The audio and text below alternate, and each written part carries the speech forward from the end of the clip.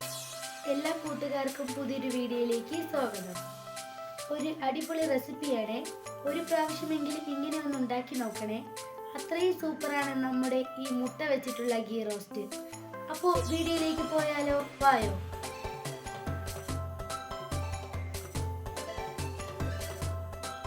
അപ്പോൾ ആദ്യം തന്നെ നമുക്ക് റോസ്റ്റ് ചെയ്തെടുക്കാം. അതിന് വേണ്ടിയിട്ട് മല്ലി, പെരുംജീരകം, കുരുമുളക്,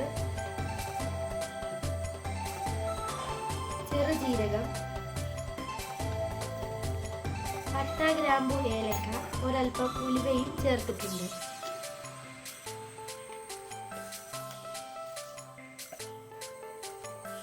ഇനി നല്ലതുപോലെ ഒന്ന് വറുത്തെടുക്കണം. കഴിഞ്ഞു പോകാതെ വറുത്തെടുക്കണം. ഇപ്പോൾ മസാല മൂത്ത് വന്നിട്ടുണ്ട്. ഇനി ഒരു പാത്രത്തിലേക്ക് മാറ്റാം.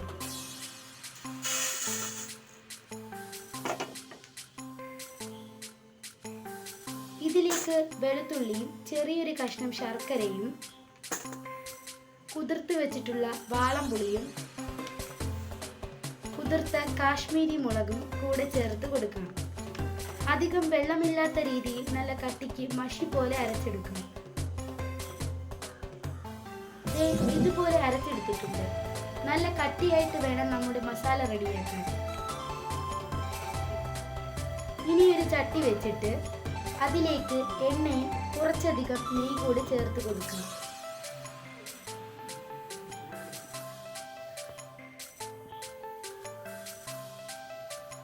കറിവേപ്പിലയും നമ്മൾ അരിഞ്ഞു വെച്ച ഉള്ളിയും ചേർത്ത് നന്നായി ഇളക്കി കൊടുക്കണം.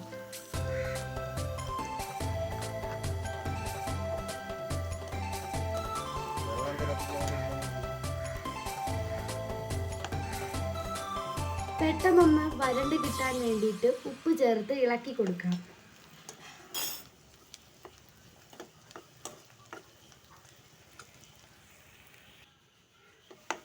ഇപ്പോൾ നല്ലതുപോലെ വരണ്ട് വന്നിട്ടുണ്ട്. അതിലേക്ക് നമ്മൾ അരച്ചു വെച്ചിട്ടുള്ള മസാല ചേർത്ത് ഇളക്കി കൊടുക്കാം.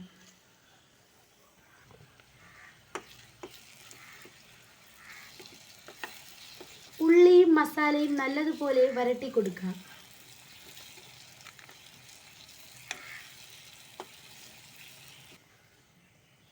ഒരൽപ്പം മഞ്ഞൾപ്പൊടിയും ചേർക്കാം.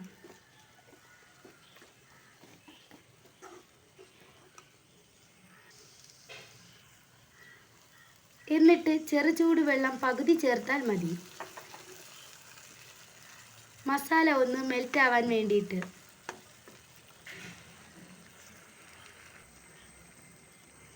ഇപ്പോൾ ഒന്ന് കുറുകി വന്നിട്ടുണ്ട്. നല്ലതുപോലെ എണ്ണ തെളിയത്തക്ക രീതിയിൽ വരുമ്പോൾ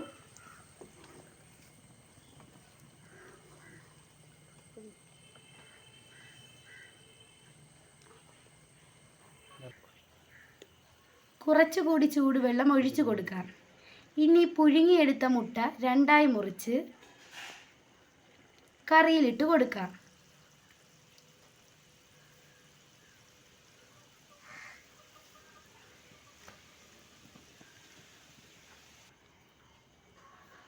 മുറിച്ച മുട്ട ഇട്ടിട്ട് പൊടിയാത്തക്ക രീതിയിൽ ഒന്ന് ഇളക്കിയെടുക്കാം.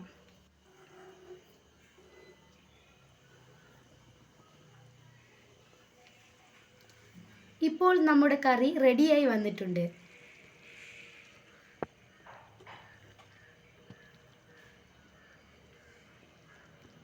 ഇനി നമുക്ക് ഒരു പാത്രത്തിലേക്ക് സെർവ് ചെയ്യാം. അപ്പം വേണ്ട അടിപൊളി ഗീ റോസ്റ്റ് റെഡിയായി. നല്ലൊരു മണം വരുന്നുണ്ട്. വളരെ എളുപ്പത്തിൽ തയ്യാറാക്കാൻ പറ്റിയതാണ്. നല്ല ചൂട് പൊറോട്ടയും അരിപ്പത്തിരിയുമായിട്ട് കഴിക്കാൻ പറ്റിയൊരു സൂപ്പർ ഡിഷാണ്. ഒന്ന് ട്രൈ ചെയ്ത് നോക്കണേ. ഇഷ്ടമായാൽ ലൈക്ക് ചെയ്യാനും ഷെയർ ചെയ്യാനും സബ്സ്ക്രൈബ് ചെയ്യാനും മറക്കല്ലേ. Tata, bye bye.